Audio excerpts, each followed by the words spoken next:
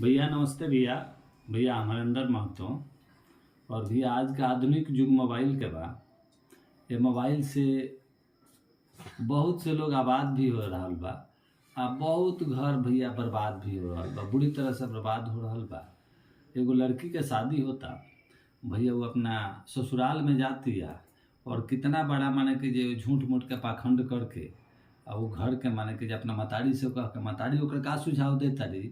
ए पर भैया थोड़ा गौर करें।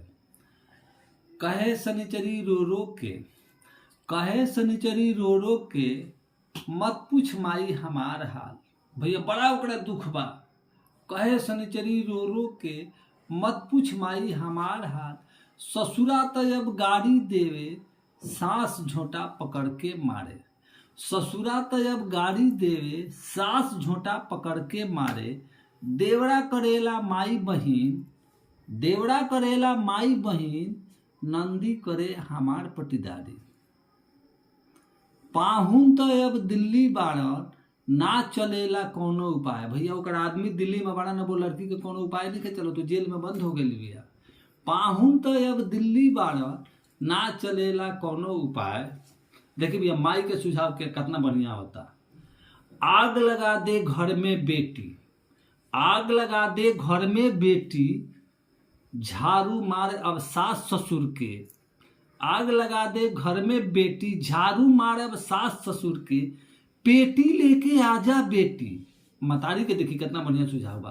पेटी लेके आजा बेटी, करम बियाह हम दोसर तोहार।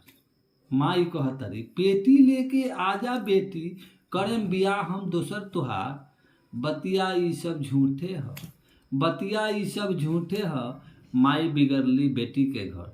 तो भैया हर माँ से यही निवेदन और प्रार्थना बा कि बेटी से बात करी लो, मगर बेटी के आवश्यकता अनुसार बात करी लो। आवश्यकता से ज़्यादा बात करम लो, ओकरा इंटरफेयर, ओकरा मामला ओकरा घर में ओकरा इंटरफेयर मत करी। ओकरा के कोनो त्रुटि होता तो बेटी के समझाई कि बेटा है ना, है तरह से रह बहुत तार घर परिवार है। ऐसा सुझाव मन दी कि बेटी को और मनोबल है और बेटी कहीं घर बर्बाद हो जा।